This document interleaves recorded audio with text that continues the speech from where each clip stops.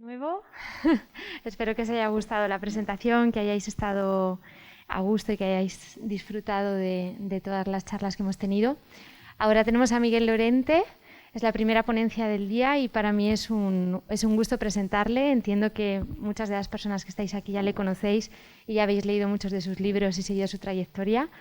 Miguel, trabaja en la Universidad de Granada, es médico forense y ha sido asesor del primer Ministerio de Igualdad y actualmente también es asesor de la Unidad de Igualdad de la Universidad de Granada. Para mí es de verdad un gusto poder presentarle porque toda su trayectoria y todos sus libros han sido referentes en todos los trabajos que he realizado, incluso en mi tesis doctoral. Y bueno, no necesita más presentación. Él ya solo se presenta, su proyecto va a hablar de masculinidades en tránsito. Así que, bueno, con lo que ha dicho la ministra y la directora del Instituto de las Mujeres, da pie a todo lo que vais a trabajar ahora. Cuando acabe la conferencia, pues habrá esta ronda de preguntas para que podáis comentar todo lo que necesite y nada, que disfrutéis mucho. Muchas gracias, Miguel. Muchísimas gracias, Tania. Buenos días a todas, buenos días a todos y os agradezco, no os podéis imaginar cuánto de corazón que estéis aquí esta mañana, no para escucharme a mí, sino para hacer el curso, porque yo entiendo que estar hoy aquí, un 28 de julio, con todo lo que ha sido el año de trabajo académico, de estudio, de compromiso, cada uno en su ámbito personal y sus relaciones, que además hayáis decidido continuar un poco con esa responsabilidad, compromiso, interés, vocación para estar estos 3 días aquí avanzando y profundizando en un tema como es la igualdad, la democracia y la universidad. Para mí tiene mucho mérito y os agradezco de corazón que lo hayáis hecho, sobre todo cuando vivimos un contexto social donde las distorsiones, donde las interferencias son tan frecuentes, especialmente en este tema. Entonces yo creo que acercarnos para conocer, para debatir, para discutir, para plantear ideas o incluso resolver dudas o llevar a cabo alguna crítica, creo que es fundamental y muy necesario para vosotras, pero también para nosotras, para quienes estamos en este lado. Y por lo tanto ese agradecimiento quiero extenderlo a la Universidad Complutense, a la Unidad de Igualdad, por tener la iniciativa de organizar el curso y de convocarnos para que participemos y traer aquí a personas como Beatriz, como Juanjo, como el resto de los ponentes y las ponentes, que creo que nos van a aportar muchísimo. Y en mi caso voy a hablar de masculinidades en tránsito, un poco en la línea que ya apuntaba el compañero, en la situación de duda, de desorientación, incluso de conflicto y por supuesto de crítica y ataque ante esa participación, esa implicación, ese distanciamiento. A veces no hace falta posicionarse de manera activa a favor de la igualdad para que tu pasividad respecto a lo que son los modelos de reconocimiento tradicionales por parte del machismo, del androcentrismo, ya supongan una crítica o un rechazo o un alejamiento de su modelo, de sus ámbitos, ¿no? Fijaos que cuando yo empecé a trabajar en estos temas hace 30 años como médico forense, y empecé porque me encontré con mujeres que sufrían violencia de género. A mí nadie me había enseñado en medicina qué es la violencia de género, qué era la violencia contra las mujeres. Preparé unas oposiciones con más de 300 y pico temas, casi 400 temas, para ser médico forense, que era el máximo especialista del sistema para responder ante los casos de violencia, y tampoco había ni un solo tema que hablara de violencia contra las mujeres. Hablaba de violencia doméstica, familiar y violencia de todo tipo. Y cuando empecé a trabajar me encontré con mujeres maltratadas que decían: lo de mi marido me pega lo normal, pero hoy se ha pasado. O sea, había una crítica a la cantidad de violencia, no a la violencia en sí. Bueno, a mí eso me dejó en shock, ¿no? Pero bueno, ¿esto cómo va a ser? Yo estaba viendo mucha gente que sufría violencia, generalmente hombres que se peleaban entre sí, y todo el mundo es reivindicativo, que se pudra en la cárcel, que me tiene que pagar unas gafas que me rompió, que me arrancó un botón de la camisa, me tiene que pagar la camisa, yo no quiero el botón. Y tú veías que era una reacción, digamos, más o menos coherente o consecuente con la situación que había vivido, ¿no? Pero la mujer era todo lo contrario, era un buen hombre, muy buen marido, muy buen padre, me pega lo normal, pero hoy se ha pasado. O me pega con motivo, pero hoy me ha pegado sin motivo y por eso lo denuncio. O me pega pero por lo menos le importo, porque así quiere que sea mejor. Y digo, ¿esto de qué va? ¿No? Entonces me pongo a estudiar, me pongo a trabajar, y cuando le preguntaba a los jueces y fiscales masculinos porque en la ciudad donde yo estaba solamente había jueces y fiscales, bueno, le decía, oye, mira que la ley está mal, que esto está ahí, que tenemos un problema, no le hagas caso, si luego ya verás cómo retirar la denuncia. Y así me decían, yo, pero esto está mal porque hay una violencia mucho más grave, etcétera, etcétera, ¿no? Bueno, y un día tomamos café todos los días a las 11, cortábamos, íbamos a tomar un café a una cafetería que está al lado del Palacio de Justicia, y un día me incorporo un poco más tarde, y cuando entro en la cafetería se vuelve un fiscal y dice, cuidado que viene el traidor. El traidor. Y de repente me convertí en el traidor. Evidentemente, en tono amigable, seguíamos tomando café, seguíamos hablando, tal. Pero dije, ostras, simplemente por preguntar, por decir que el derecho, porque esto no está en los libros, esto hay que estudiarlo desde otro enfoque, esto hay que analizarlo desde el punto de vista forense, esto es un síndrome. Hacer una aproximación científica, nada, yo no había leído feminismo, yo no sabía nada de feminismo. Fue a partir de ahí cuando empecé a encajar todo esto dentro de un contexto mucho más amplio que el circunstancial, para llevarlo al social, ¿no? Bueno, y te conviertes en el traidor. Entonces, fijaos que cuando hablamos de la masculinidad como construcción identitaria de los hombres, a diferencia de lo que dijo Simone de Beauvoir sobre las mujeres, la identidad masculina, nacemos hombres, pero podemos dejar de ser. En ese sentido que también apuntaba la ministra, cuando no eres reconocido por los hombres como hombre, porque ser hombre básicamente es ser reconocido como hombre por otros hombres. Y evidentemente esa situación de poder dejar de ser hombre, evidentemente no se debe a que tus circunstancias, digamos, estructurales admitidas por la construcción cultural en un momento determinado para definir la masculinidad desaparezcan, sino porque la identidad masculina es una construcción de poder en sí misma. Es decir, el hecho de ser hombre ya te otorga esos privilegios a los que hacemos referencia que te permiten desarrollar esas relaciones desde posiciones de poder con el resto de circunstancias o elementos que como hombre te han permitido llegar a ellos, te dan ese valor añadido en tu palabra, en tu criterio, en tu situación, en tu condición y, por supuesto, como referente sobre las mujeres. Y fijaos que esa construcción de poder, si analizamos de manera esquemática la construcción de la identidad masculina sobre dos ejes, un eje sería los elementos estáticos, es decir, aquellos elementos, circunstancias, características que la sociedad, la cultura cree que forman parte de la condición masculina, y luego cómo tú ejercitas esa masculinidad desde el punto de partida, los elementos estáticos, muy basados en la corporeidad, en el criterio, en la inteligencia, ¿no? Todos esos elementos que se consideran como muy masculinos o poner más reconocidos en los hombres que en las mujeres. Acordad lo que decía Janusz Korwin-Mikke, el eurodiputado polaco, que cuando quería mantener la brecha salarial en Europa y desde la tribuna del Europarlamento decía que las mujeres tienen que cobrar menos que los hombres porque son más débiles y menos inteligentes. Es decir, que hay una parte de la sociedad a nivel global que entiende que las mujeres son más débiles y menos inteligentes sobre esos elementos estáticos de la identidad en los hombres y en las mujeres.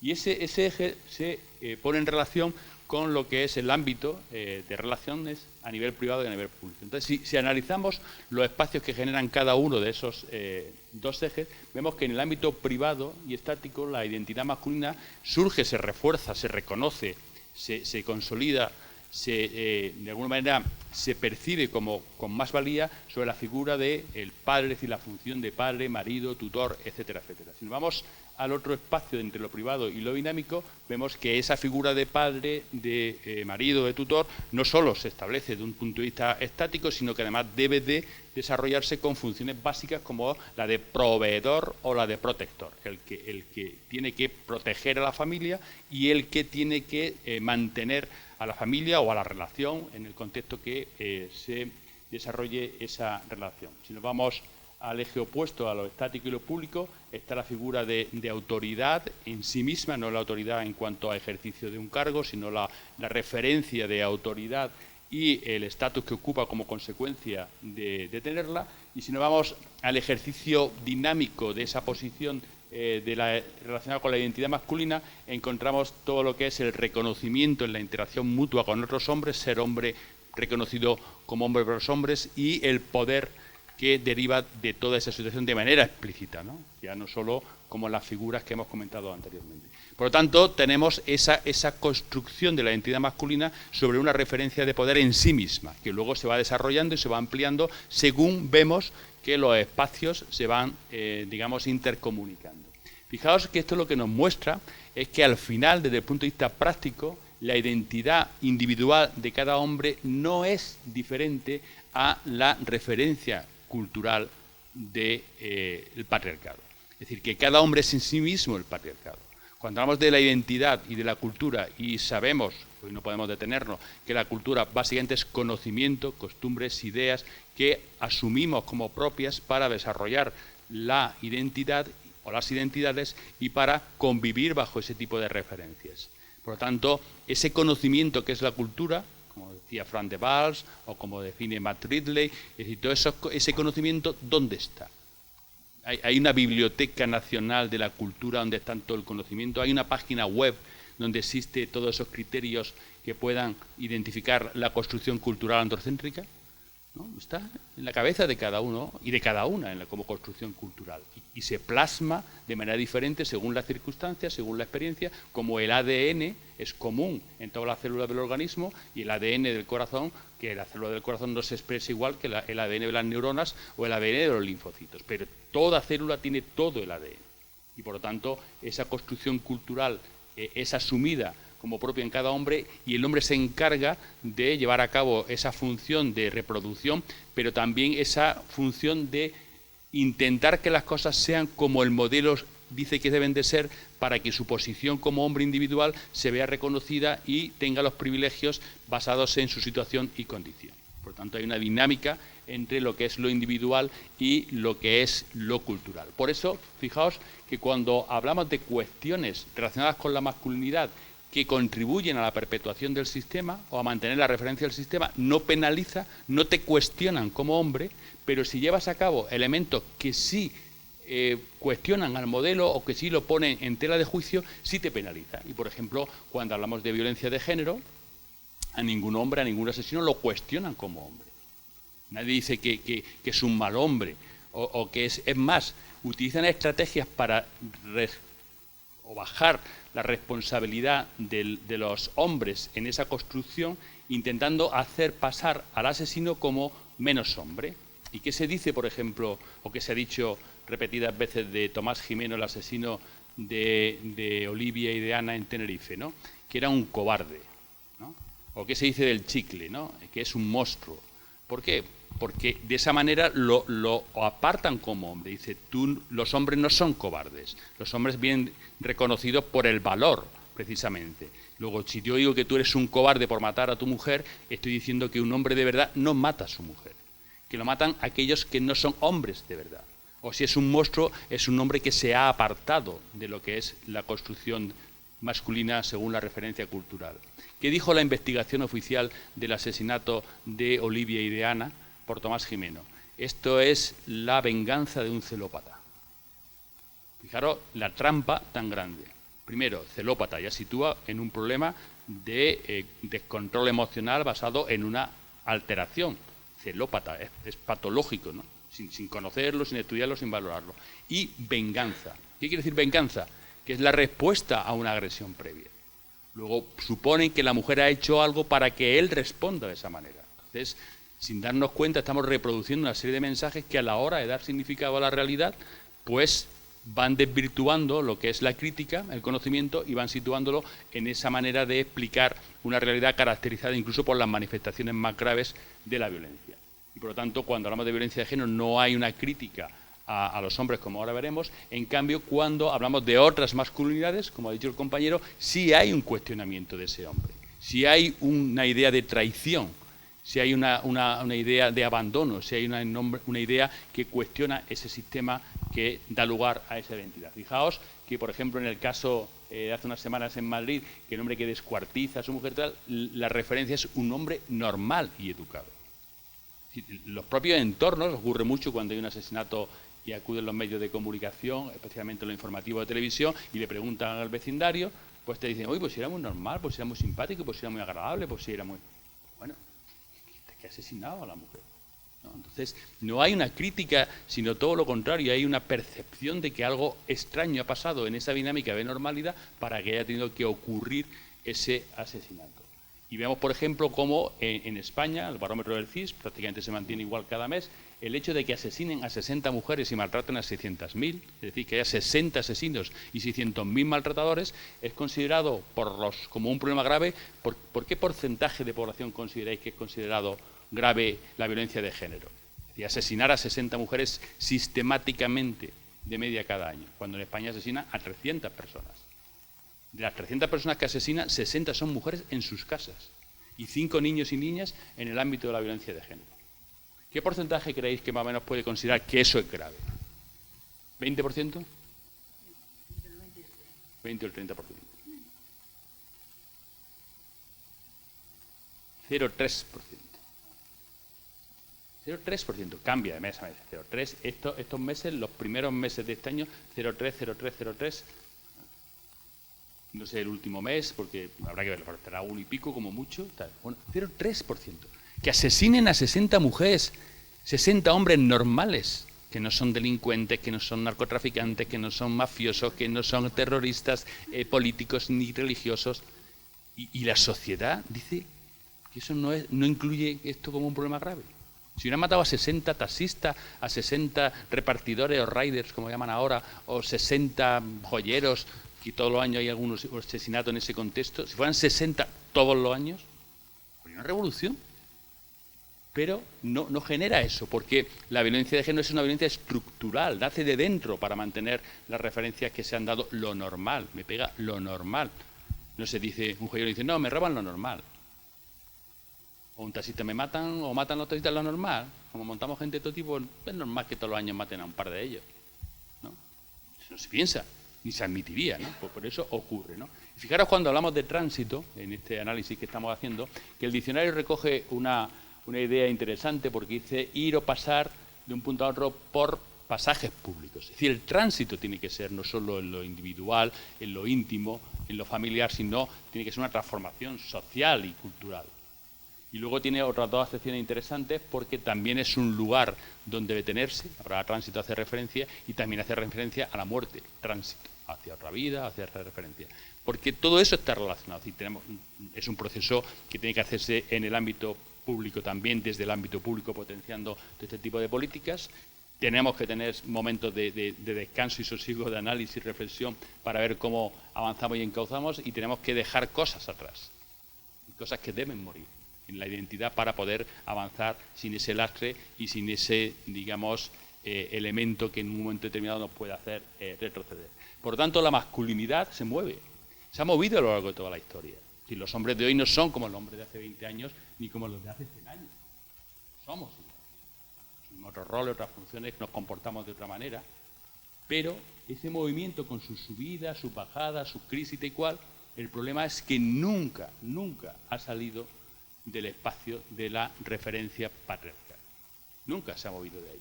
Siempre ha estado dentro de ese marco. Entonces, las circunstancias, la evolución, la transformación social ha ido cambiando, ha ido ampliando lo que ha sido el ámbito rígido, estrecho, cada vez más cuestionado, pero ha ido ampliando la manera de entender las relaciones culturales, las relaciones del androcentrismo, pero no la ha modificado. Entonces, el problema es qué es lo que pasa fuera de ese ámbito. ¿Hay algo ahí?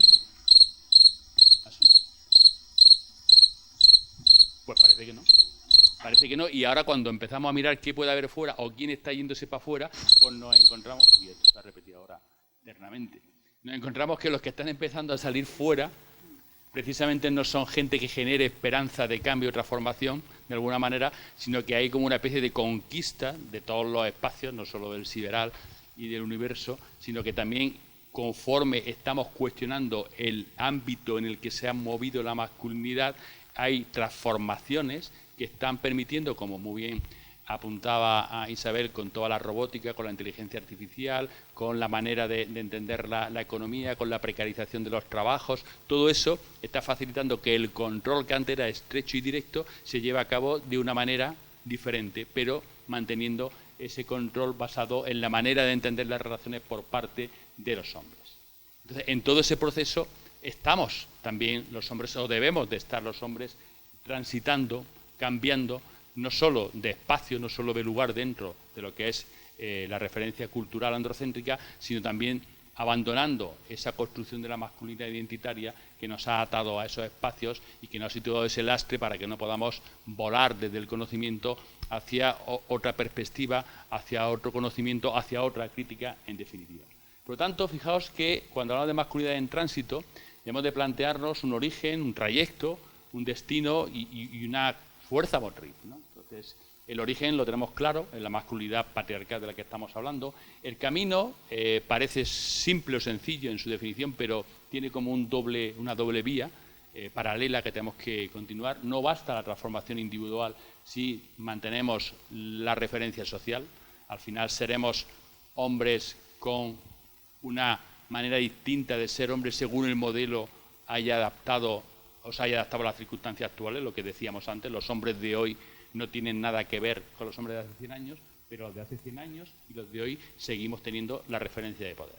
Seguimos siendo el modelo a considerar a la hora de desarrollar pues, las políticas, la iniciativa, las acciones, definir la economía, etcétera, etcétera. Entonces, todo eso gira desde nuestra perspectiva. Luego, la transformación social es importante, no solo la individual. Ahora veremos en qué sentido. El destino no es solo el cambio de los hombres, ni siquiera el cambio de todos los hombres, porque al final el todo es mucho más que la suma de las partes. No solo se trata de que haya muchos hombres diferentes, sino de que haya una construcción cultural distinta. Si la construcción cultural actual está basada como referencia fundamental en la desigualdad, en la jerarquización, un sistema de acumulación de poder basado en la jerarquización, en que hay cosas y personas que por su condición y su posición tienen más valor que otras para no solo tener poder, sino para acumular poder. Ese modelo, digamos, continuado es el que tenemos que cambiar para hacer una convivencia basada en otra referencia y, por supuesto, como eje fundamental y pilar básico en la igualdad. Y luego la energía. ¿Cuál es la fuerza motriz para llegar a cabo este tipo de transformación? Pues no puede ser otra que el feminismo.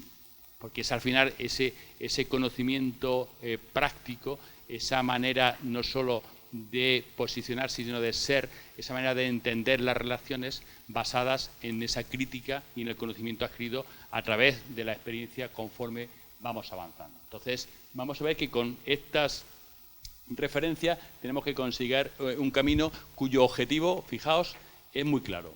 O cambia todo o no cambia nada. Porque el cambio no es corregir injusticias, corregir desigualdades. El cambio es transformar la referencia cultural que da lugar a que esas injusticias, esas desigualdades se produzcan. Y que se hayan producido desde el inicio de la historia y que se han ido modificando en la forma según las condiciones sociales han variado.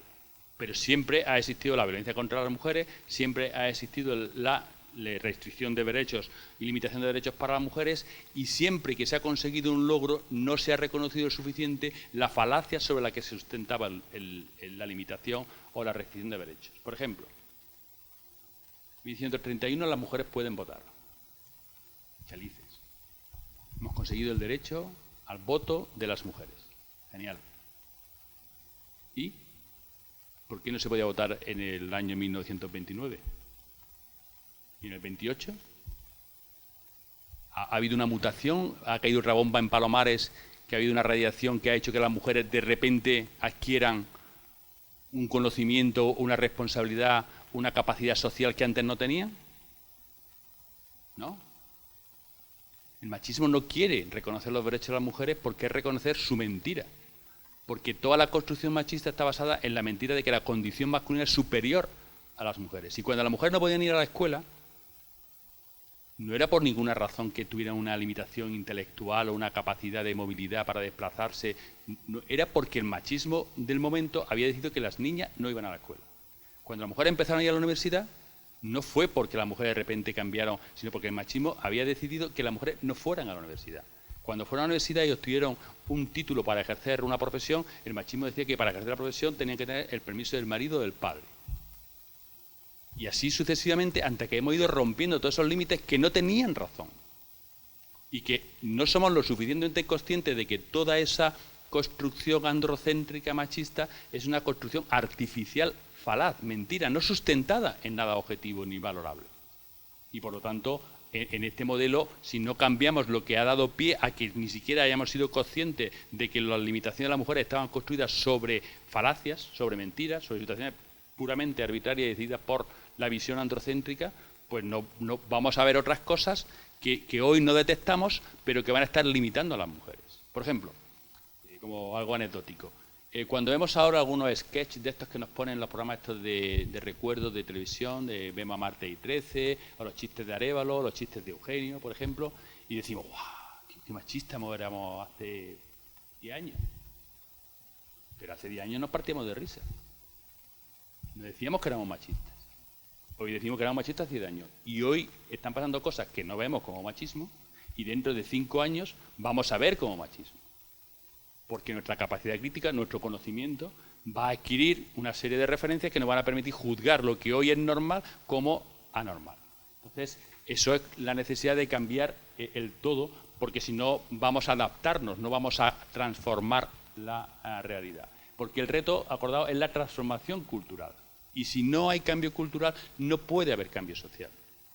Habrá readaptaciones, habrá correcciones de desigualdades, habrá elementos de mejora sustancial, pero evidentemente siempre bajo el mismo modelo y con el mismo objetivo, mantener la desigualdad. De otra forma, pero mantener la desigualdad. Luego, si el reto es la transformación social, tenemos que llevar a cabo esa transformación cultural que permita la transformación social. Porque el machismo, que normalmente lo identificamos con la conducta, es cultura.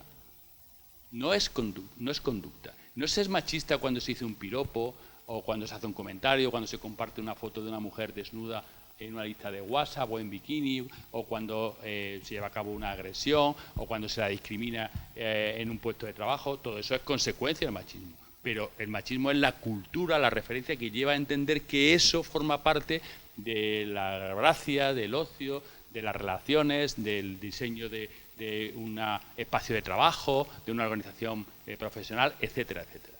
Entonces, pensar que porque no pasa nada de eso no hay machismo es un error, porque el machismo sigue estando presente a través de esa construcción cultural que determina la realidad y que le da significado. Hoy no podemos entrar en profundidad, pero todo eso es lo que nos debe de servir para analizar ese trayecto de la masculinidad en tránsito desde el origen de la masculinidad actual, machista, hasta el destino. Entonces, si el origen es el machismo, ¿cuál es el destino? Hemos apuntado que es la transformación social e individual, pero fijaos que ahora mismo las referencias que se utilizan, esa necesidad de introducir cambios, como apuntaba el compañero, para poder transformar cosas, está lo que no podemos seguir siendo, que de alguna manera hemos identificado ahora objetivamente como parte del machismo y como parte de esa identidad masculina machista por su ejercicio, por su objetividad, por su expresión, pero fijaos que también hay como una limitación a la hora de avanzar en igualdad de la mano del feminismo,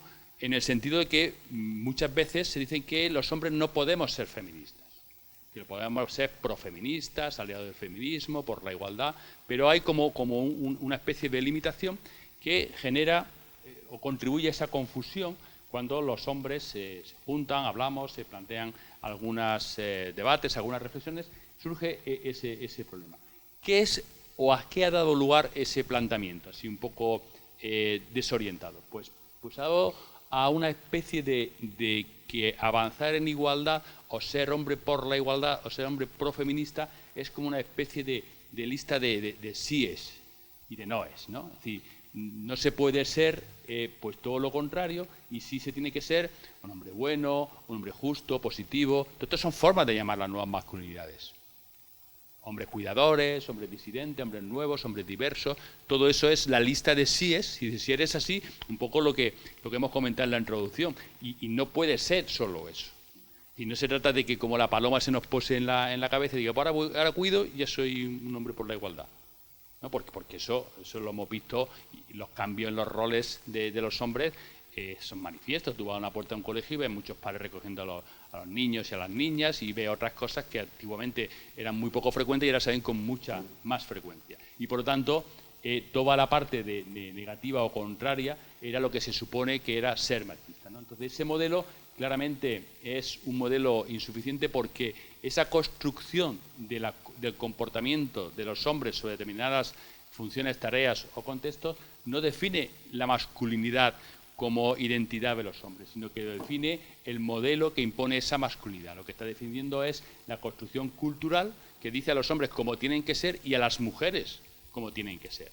Luego, esa es la construcción amplia que a veces perdemos de referencia en cuanto a su capacidad de influir y el significado que transmite en su manera de diseño, y por lo tanto lo que tenemos que hacer es cuestionar ese modelo, porque hombres buenos, hombres justos, hombres diversos han existido siempre, siempre. Es verdad que han sido muy poquitos y sobre todo no han sido referentes, que ese es otro problema que tenemos en el momento actual cuando intentas cambiar como hombre y no actúas o no sirves de referencia para otros hombres, ¿no? Entonces, ese modelo, digamos, es lo que se ha garantizado, porque cuando ha habido elementos dentro del modelo que no han reproducido, que no han sustentado lo que es al propio modelo, el modelo se ha encargado de dejarlo fuera. Traidor, amanerado, homosexual, cobarde, no me vales. Porque es el modelo el que está diciendo qué es lo válido y qué no es lo válido. Por lo tanto, lo que necesitamos es un nuevo modelo que potencie los elementos de la masculinidad, no como conducta, sino como forma de ser y entender y relacionarnos, y debe hacerse desde el punto de vista social y cultural, no solo individual, como referencia la igualdad y con el motor del feminismo. Es decir, tiene que ser el feminismo el que inspire y el que lleve a cabo ese tránsito, el que ilumine ese camino oscuro y estrecho, a veces revirado y que siempre lleno de obstáculos, porque sin él realmente va a ser difícil avanzar. Y por eso, clásicamente, Beatriz está aquí y Juanjo también, con Isabel, Magdalena, ha habido un debate, yo recuerdo, con compañeras feministas hace muchos años, y decir, bueno, es que, y me acuerdo una vez en un seminario de Córdoba, oye, es que de feminismo tenéis que entrar en el tema de las masculinidades, porque ahí está un poquito hombre, estoy hablando hace 20 o 30 años, no, 30 no, pero 20 años perfectamente, ¿no? Y decían, buscaros la vida, en sentido amigo, no en sentido de desprecio, sino las mujeres no hemos buscado la vida y hemos hecho nuestro proceso, los hombres tienen que hacer lo mismo. Y yo decía que no, que el hombre no va a hacer ese proceso nunca. Nosotros partimos de posiciones de poder, de privilegio, no estamos reflexionando sobre nuestra injusticia, que no tenemos ningún interés, los hombres, en llevar a cabo ningún proceso, porque estábamos muy bien y queremos seguir estando igual de bien.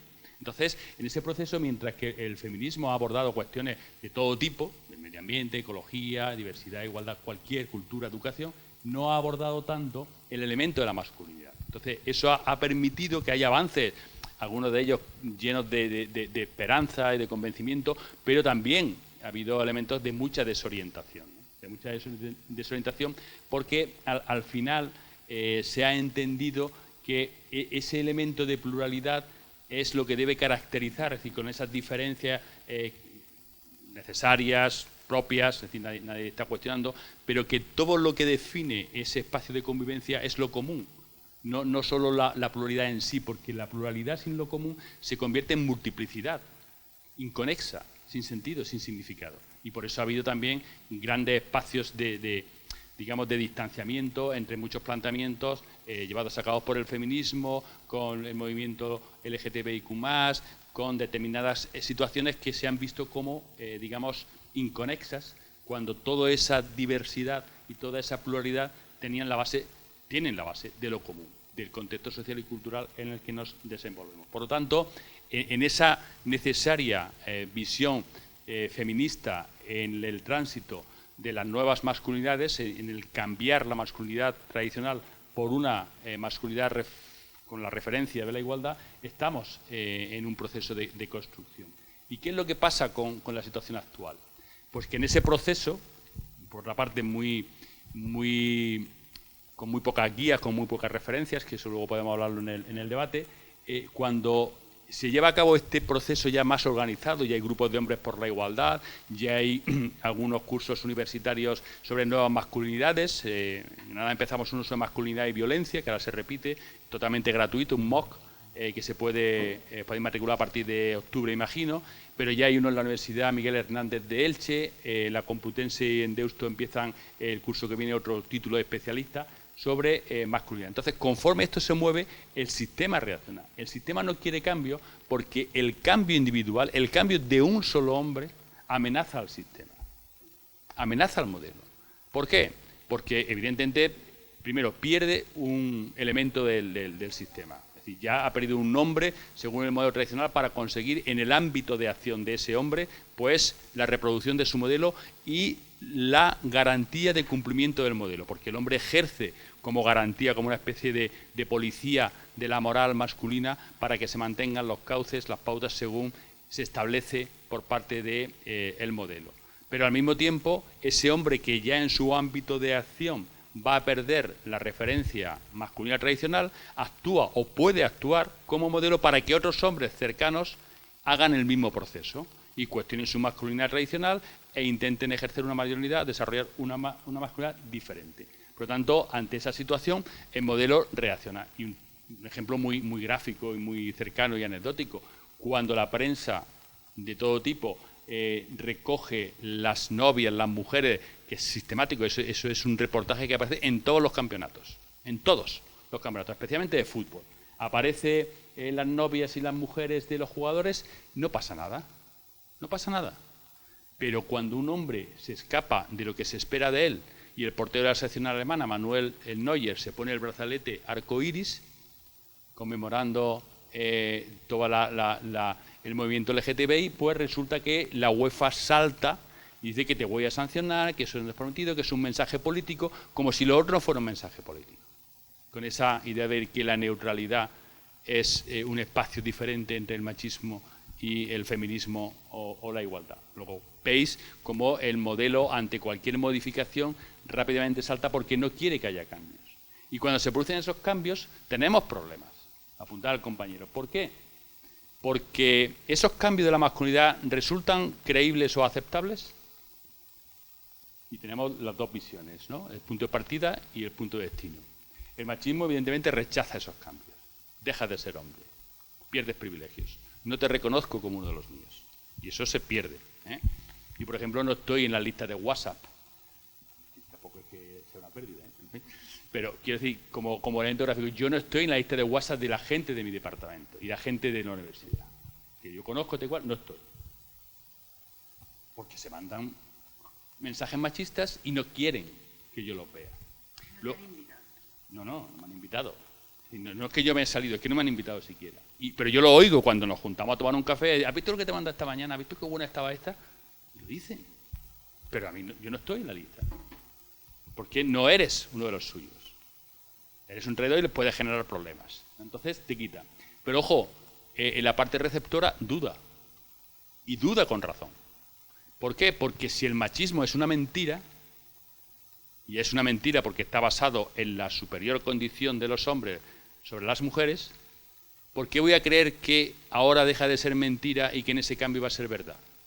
Pues es normal, y hay que aceptarlo como parte del proceso, ese rechazo de los hombres y esa duda por parte de la recepción del feminismo, de la igualdad, de como queramos llamarlo. Hay que aceptarlo, es decir, no podemos ver esa pérdida como una situación, digamos, irracional o al margen del proceso, porque nos equivocamos, porque es una persona dependiente a una sustancia y dice, no, es que quiero dejar de consumirla, pero no quiero pasar el síndrome de abstinencia. Lo va a pasar. Pues no quiero, entonces va a seguir siendo dependiente.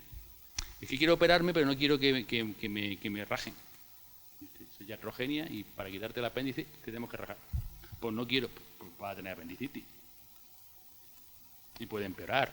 Es decir, que hay cosas que forman parte y no tenemos que verlo como algo negativo, sino como parte del proceso. Que el proceso puede ser doloroso en un momento determinado para luego recuperarse de todo ese problema que estaba generando. Entonces, hay que entender esa parte y hay que entender las dos partes. Fijaros que tanto desde el origen al destino hay problemas en ese tránsito de las masculinidades.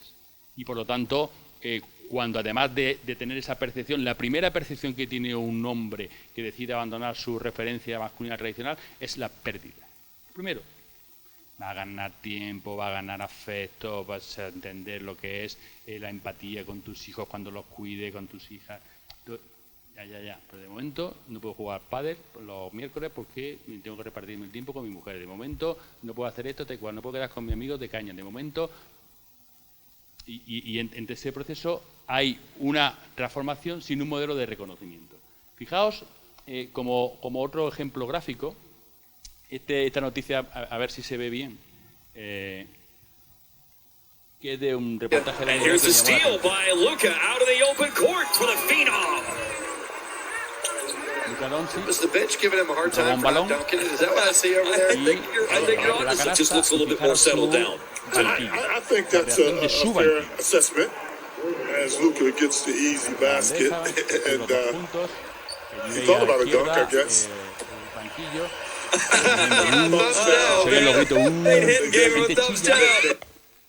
And here's the La foto, roba esta, mete la canasta con la bandeja y sus compañeros lo cuestionan, critican y hace un gesto amanerado y tal, cuando ha conseguido los 2 puntos. Pero todo el mundo le pedía que machacara el balón. Es un robo y tal cual, y la manera de terminar la jugada no es una bandeja, es un machaque. Y su propio banquillo se queja, le hace así, le hacen gestos, poniendo tal, porque no es que haya perdido los 2 puntos, no es que si te dan una bandeja sumas 3 puntos en vez de 2, no, vale lo mismo. Pero tienes que hacerlo como un hombre.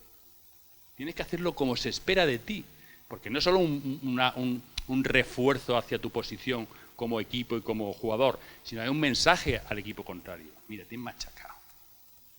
Te he machacado.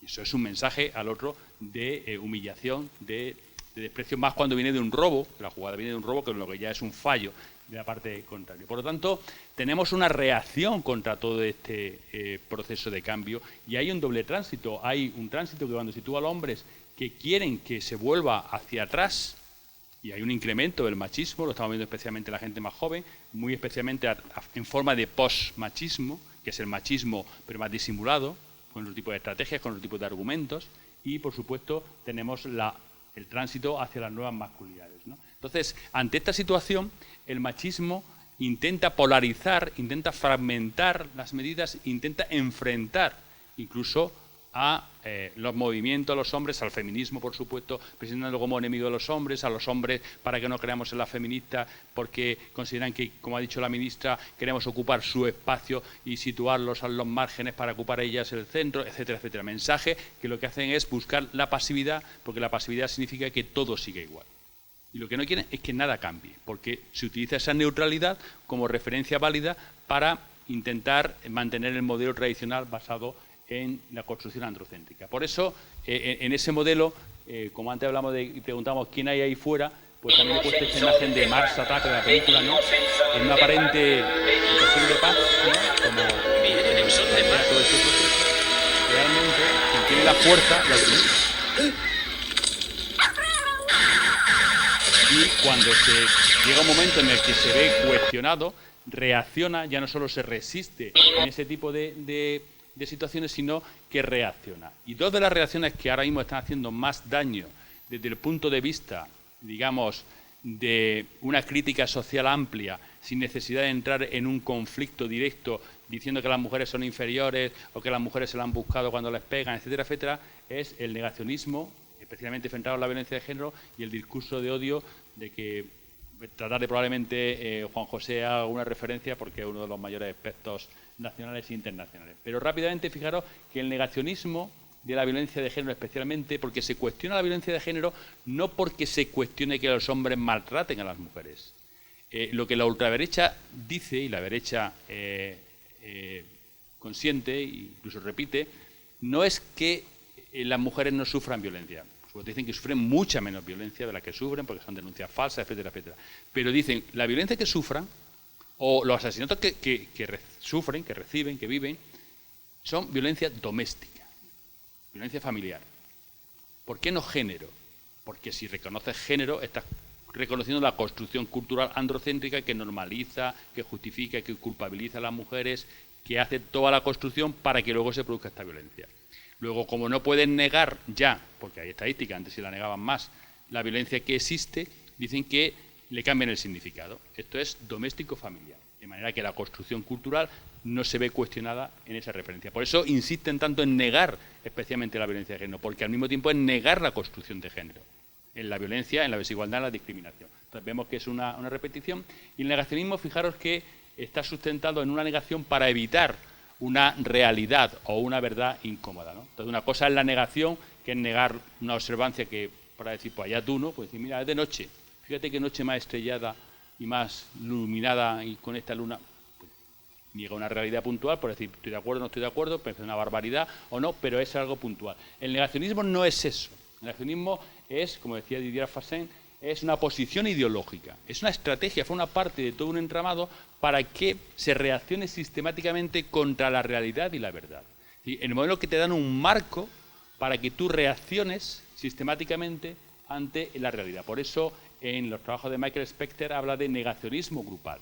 Es decir, que a ti como parte de un grupo ya te hacen unas claves y unas referencias para que cuando se hable de ese tema tengas una serie de argumentos preparados propios de esa manera de entender la realidad, negando la violencia de género, negando la pandemia, negando las vacunas, ¿no? Tú respondes con los argumentos que se han preparado para que sea una posición no solo individual, sino grupal, de un grupo que defiende una serie de elementos para para no enfrentarse a una realidad que le resulta incómoda. Pero fijaros que como estrategia realmente, y eso es un poco lo que llevé a cabo un análisis, la estrategia del negacionismo lo que busca realmente en la práctica es justo lo contrario.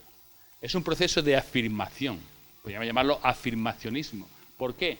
Porque lo que hacen es negar una realidad para afirmar aquello que les interesa. Y fijaros que el negacionismo en general puede llevarse a cabo sobre elementos que no cuestionan la realidad y la construcción cultural, por lo menos de manera directa, ¿no? Se puede negar el cambio climático, se puede negar las vacunas, se puede negar las pandemias, etcétera, etcétera, pero el afirmacionismo como tal lo que hace es negar una realidad ocultada históricamente que ahora se pone de manifiesto para que siga oculta.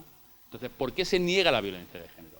Porque la violencia de género ha estado ocultada como tal violencia específica contra las mujeres históricamente. Cuando se pone de manifiesto a través de los estudios, de las investigaciones, de las estadísticas, se niega esa violencia de género para que siga esa invisibilidad que permite que la construcción cultural androcéntrica que da lugar a la violencia de género no sea cuestionada. Luego, al negar la violencia de género, se está afirmando la construcción cultural que crea la violencia de género y que la ha mantenido oculta históricamente. Luego, fijaos cómo es una forma muy elaborada de afirmar una cosa sin hacer esa reivindicación de manera explícita. Luego, el negacionismo en gran parte tiene un componente de afirmación, de afirmacionismo para mantener su modelo. Por eso es sistemático los distintos argumentos que utilizan para cuestionar la violencia de género, como si el hecho de que los hombres sufran violencia cuestiona la violencia de género, como si el hecho de que haya accidentes de tráfico cuestiona el que haya accidentes laborales. Y a nadie se le ocurre decir, oh, mire, usted han muerto 2000 y pico personas por accidentes de tráfico este año. Sí, pero ¿y accidentes laborales? ¿De eso no habla usted? Claro que habla, quien tenga que hablar de accidentes laborales, ¿no? Pero son argumentos que cuando los vemos en violencia de género todo el mundo, es verdad, es verdad, es verdad. Pero en otros ámbitos nadie pone en relación el tema cuando dice, ¿usted ha hablado de violencia de género? Me han dicho en una buena conferencia, pero no ha hablado nada de violencia contra los hombres. Ya, es que vengo a hablar de violencia de género. Cuando yo iba a hablar de la ahorcadura, como médico forense, me dice, usted hablaba de la ahorcadura, pero no ha hablado nada de las heridas por arma blanca. Claro, es que la clase es de ahorcadura. Entonces, son temas que son absurdos en otros contextos, pero aquí son utilizados y generan esa distorsión, generan esa confusión. ¿Por qué? Porque se están cuestionando elementos no solo desde el punto de vista objetivo de hechos, sino los elementos que dan lugar a ellos, ¿no? Y el otro elemento, rápidamente, es el discurso de odio, porque fijaros que es muy interesante, no sé si lo conocen los estudios de Semir Zeki, porque ha hecho estudios neurocientíficos que están ahora muy de moda sobre el odio, ponen a personas en situaciones de odio y ven qué zonas del cerebro se estimulan. Entonces, lo interesante es que han encontrado un patrón diferenciado, es decir, han encontrado un circuito de odio. Y en el momento que se encuentra un circuito de odio en el que está el giro frontal, la ínsula del putamen y el córtex premotor, que da conciencia y acción ante ese estímulo, ¿no? pues los trabajos de Anna Fels recogen que el hecho de que haya un circuito del odio, es decir, que el sistema neurológico central, el sistema nervioso central, el cerebro, tenga un circuito para el odio, significa que tiene sentido evolutivo. Es decir, que la especie ha utilizado ese odio a probablemente otros grupos que competían por los mismos alimentos, por las mismas mujeres que eran secuestradas y llevadas como manera de garantizar la perpetuación de la estirpe o del grupo. Todo eso por lo que competían ha permitido definir ese circuito, ese sistema, para responder de manera, digamos, directa ante ese otro, ¿no? Y por eso los trabajos de Anna Fels hablan de que lo que se hace con el odio es defender la construcción de las normas sociales propias, que busca coherencia y cohesión social, mantener al grupo y todo lo que es sus elementos identitarios, y que se justifica la violencia, la guerra justa o el crimen moral. El crimen por violencia de género es un crimen moral, no es un crimen instrumental. ¿Qué gana un asesino maltratador cuando mata a su mujer? ¿Qué gana? ¿La tarjeta de crédito, el coche, el dinero, la casa? Nada de eso gana. Es un crimen que se hace por ideas, por defender su imagen, su posición, sus valores, la situación suya respecto a la de la mujer. Es un crimen moral, que se llama en medicina legal y en criminología cuando hablamos de este tipo de asesinatos. Son crímenes morales y por eso están relacionados con el odio. ¿Por qué la media de puñaladas, que es el método más frecuente que se utiliza para matar a una mujer, la media de puñaladas es 22 puñaladas? La media. Y hay muchos casos. Analizamos todas las sentencias. Yo formo parte del grupo de expertos y expertas del Consejo General del Poder Judicial. Yo analizo la parte forense de las sentencias por homicidio, de todas, no de unas cuantas, de todas. Y la media de homicidios de puñaladas es 22, pero 22 porque hay en todos los años hay algún caso de degüello, que es una. Cortan el cuello y es una. Pero hay casos de 100 y pico puñaladas, de 80 y tantas puñaladas, 70 y tantas puñaladas. Hay mucho odio, hay mucha ira. ¿Y estrangulamiento? Aparece a mano y a lazo, que son las dos formas de estrangulamiento, aparece alrededor del 15% por ahí. Pero también es un modelo de violencia añadida, porque matar con las propias manos se produce en el 30%, que exige proximidad y continuidad. Un estrangulamiento, matar a una persona con las manos, exige tener la presión durante como mínimo 7 minutos, no es como en las películas que rápidamente da igual, y ejercer una fuerza superior a aproximadamente 5 kilos. Y una mano, las manos pueden alcanzar fácilmente 25 kilos. Es decir, que se puede matar a una persona fácilmente con las manos, pero no, con que presiones la parte lateral fuerte, las dos, suele ser suficiente, porque lo que hace no es tanto por las vías respiratorias, sino por el déficit circulatorio, por la compresión de la carótida fundamentalmente, no tanto de la yugular. Entonces suele ser suficiente. Pero entonces son crímenes que demuestran mucha carga de odio en su materialización. Entonces por eso es muy importante que cuando hablemos de odio sepamos que se hace en defensa fundamentalmente de referencias sociales y culturales. Entonces el machista que mata es un machista que no acepta que su mujer rompa con los criterios que él ha impuesto según le han dicho que tiene que ser la relación y su posición dentro de ella por parte del modelo cultural. Por eso se odia por amor a algo. No son gente que pierde la cabeza, sino que tiene muy claras sus referencias y actúa desde ellas. Y por lo tanto los delitos de odio yo creo que están insuficientemente considerados en nuestro sistema penal, porque se basan en el ataque a determinados grupos, considerados minorías, y sobre determinados hechos. Tienes que haber una incitación a violencia, una amenaza, algo de esto. ¿Qué es lo que ha pasado, por ejemplo, con el asesinato de Samuel Luis en La Coruña? Bueno, que a pesar de todos los elementos directamente relacionados con el odio, como hay otros elementos diferentes, ya se cuestiona el crimen de odio. Es decir, si tú matas a un policía en Londres, estos que lo han acuchillado y tal cual, y le dices, no sé, que eres del sistema accidental, que Alá es grande, tal cual, y le corta el cuello y dice, y era un hijo puta cabrón, poli, tal cual. Y dice, no, a lo mejor no es yihadismo, porque como le ha dicho que es un hijo puta cabrón, pues puede ser por otro motivo. Eso no se le ocurre a nadie. Pero en el caso de Samuel Luis sí se le ocurre, porque le dijeron maricón, le dijeron cabrón, le dijeron de lo que le dijeran, y como dijeron otras cosas, no sabemos si la motivación fue homófoba o no. Entonces vemos cómo se construye esto basándose en determinados criterios insuficientes, ¿no? Porque lo importante no es el delito de odio según se define, sino el odio en el delito. Porque el odio en el delito busca deshumanizar a la persona, cosificarla, culpabilizarla, hacerla responsable de lo que le está pasando por su condición, por su orientación, por su ideología, por lo que sea, y luego convertir lo que consideran que están atacando, que están quitando derechos, que están cuestionando mi cultura, mi identidad, todo eso, en acción. Por lo tanto, el discurso de odio es lo importante y ahora está fraguándose a nivel de la ultraderecha internacional, que están buscando lo que ellos llaman la identidad colectiva, que no podemos analizarlo hoy, pero basándose en el enemigo común, que definió Anaíta en 2006, y los elementos esenciales de toda la ultraderecha, que juega con el odio, es la globalización, el multiculturalismo y el feminismo. Esos son los tres pilares que están presentes en la política de Donald Trump, de Bolsonaro, de Polonia, de Hungría, de España, de Vox, es decir, de toda la ultraderecha, tienen esos tres elementos comunes y además desde una visión transnacional.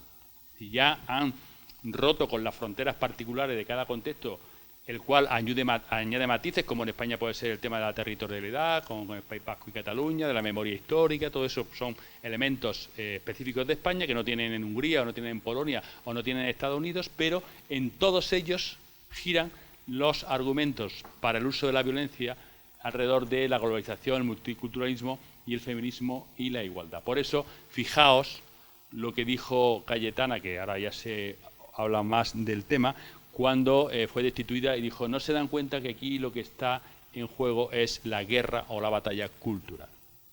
Ellos lo tienen muy claro. ¿Sí? Ellos lo tienen muy claro. Lo que está en juego no es si subimos el IVA, si subimos el salario mínimo interprofesional, si los fondos europeos se reparten de una forma u otra. No, no, no. Eso se podrá hacer de una manera u otra, probablemente con distintas prioridades, pero la clave, desde su posición lo tienen muy claro, es la guerra o la batalla cultural. Y en ello están, porque intentan defender su construcción cultural, que es lo que define todo lo demás, de manera distinta, pero lo define de manera ventajosa para quienes ocupan las posiciones de poder desde el modelo androcéntrico. Y es lo que quieren. Entonces, el papel de esa transformación es fundamental, porque si decimos que para hacer la transformación social hace falta una transformación cultural, el feminismo es transformación cultural. No solo corregir desigualdades y modificar las injusticias sociales, sino llevar a cabo esa transformación social. Una transformación que, como se ha apuntado, hoy por hoy está siendo liderada y protagonizada por las mujeres. Y es donde tenemos que incorporarnos los hombres a esa transformación desde el punto de vista social y cultural y, por lo tanto, desde el punto de vista identitario. Hay que arrimar al hombre, no solo el hombro, porque si no, esa transformación cultural no se puede producir. Si no hay un cambio identitario masculino bajo la misma referencia del feminismo, no habrá transformación cultural. Habrá espacios de igualdad cada vez más amplios, habrá espacios de poder ocupados, definidos y desarrollados desde la perspectiva de las mujeres, incluso de las mujeres feministas, pero no habrá una referencia común cultural que permita organizar la convivencia y definir las identidades desde ese nuevo marco. Por lo tanto, no se trata de esa lista de sí es y no es, de a ver qué hacemos bien, a ver qué hacemos mal. Por eso, como muy bien decía la ministra, es muy difícil encontrar la receta. Lo que sí es fácil o debería ser prioritario es poner en marcha acciones. Es decir, yo muchas veces cuando me preguntan, yo soy más un hombre de ingredientes que de recetas. No sé la receta, pero sí te puedo decir lo que hace falta para hacer una buena paella, un buen espagueti y tal y cual, ¿no? Entonces, en esa necesidad de hacer, creo que es muy importante que hayamos a cabo esa transformación, que es un proceso y que como tal requiere tiempo y requiere situaciones de cierto conflicto, ¿no? Pero con una posición exigente. Es decir, yo creo que esa transformación de la masculinidad en el momento actual, cuando ya sabemos todo lo negativo que produce, toda la injusticia social que ocasiona y, por supuesto, todo el impacto directo que tiene en la vida de las mujeres, no es una cuestión de, oye, ¿qué os parece si? Hay que exigirla. Porque hoy los hombres somos responsables por acción, cuando llevamos a cabo este tipo de conductas, pero también por omisión. No hacer es hacer mal. Cuando no hacer se traduce en continuidad de la injusticia, con toda la violencia, con toda la discriminación que conlleva. Luego, esa situación de los hombres que te dicen, yo no soy machista, yo no soy maltratador, ¿viste? No me vale. Como decía Angela Davis, en un país racista no basta con no ser racista, hay que ser antirracista. Pues si trasladamos sus palabras al presente, en un país machista, y lo son todos, lo somos todos, no basta con no ser machista denunciado, sino que hay que ser antimachista. Hay que actuar contra ese machismo que está dando lugar a todas las consecuencias que se están produciendo. Por lo tanto, el feminismo creo que es nuestra guía y creo que también es parte del objetivo que tiene que desarrollar para, de manera conjunta, avanzar en esa transformación. Y termino con esta doble referencia al título del curso, muy breve, pero creo que muy necesaria desde mi punto de vista. Democracia y universidad. Democracia, tenemos que pasar del rito al etos. La democracia es un compromiso ético, no un ejercicio de forma de votar, de distribuir, de separación de poder. Eso está muy bien. Pero si no hay un compromiso ético con hacer verdad en el espacio más íntimo, más cercano, esa visión social plural, diversa, no sirve para nada. Y ahora estamos en el ritual de la democracia, pero no en la democracia como referencia ética, como inspiración ética. Y creo que es muy importante. Es decir, la democracia ha sido capaz de vivir o convivir con la desigualdad, con el machismo. Eso es imposible. Es una democracia media, una democracia incompleta, una democracia insuficiente. No habría sido posible vivir la democracia sin libertad o sin justicia. Y en cambio sí es posible todavía hoy considerarla sin igualdad. Error. No puede ser. Luego, algo tenemos que hacer. Y la universidad tenemos que pasar de la transferencia a la transformación. Es decir, no basta con que en la universidad generemos un conocimiento que podamos transferir a la sociedad como modelo, porque una vez recuerdo que estábamos en Ecuador y había una organización de mujeres empresarias que estaban dando una conferencia y me invitaron, y entonces el lema era el talento no tiene género. Entonces dije yo, sí, el talento no tiene género, pero tiene jefes. Y otra cosa es que tú aportes tu talento y tu jefe diga, eso no vale, hacemos lo que ha dicho fulanico. ¿Y qué pasa con la transferencia? Pues que luego tú transfieres conocimiento, como la directora del Instituto de las Mujeres ha contado, Antonia, y luego resulta que tú expresas un modelo de educación que funciona que te igual y dices, esto no es aplicable. Pues necesitamos transformar a la universidad, como bien se ha dicho, y desde esa transformación ayudar a la transformación de la sociedad. No solo limitarnos a darle argumentos o elementos para que si le viene bien, cuando sea oportuno, cuando usted considere, lo aplique, ¿no? Porque, como decíamos desde el principio, no hay neutralidad. Cuando no hay perspectiva de género feminista, hay perspectiva de género machista. No hay perspectiva de género o no perspectiva de género. Hay una manera de entender la realidad sobre la perspectiva de género machista y la diferencia es hacerlo con perspectiva de género feminista. Pero si no lo hacemos feminista, la estamos haciendo machista. No existe el ojo de Ulises, todopoderoso, que ve una sola cosa neutral, sino que se está yendo con la manera de entender la realidad desde esa construcción machista, que es la que define la cultura y sobre la cual tenemos que transitar, no para quedarnos en sus límites, sino para romper sus límites y abrirlos a la igualdad a través del feminismo. De manera que eso es lo que quería compartir. Os agradezco vuestra atención y sobre todo, como decía al principio, vuestra presencia, porque para mí tiene mucho mérito. Muchas gracias.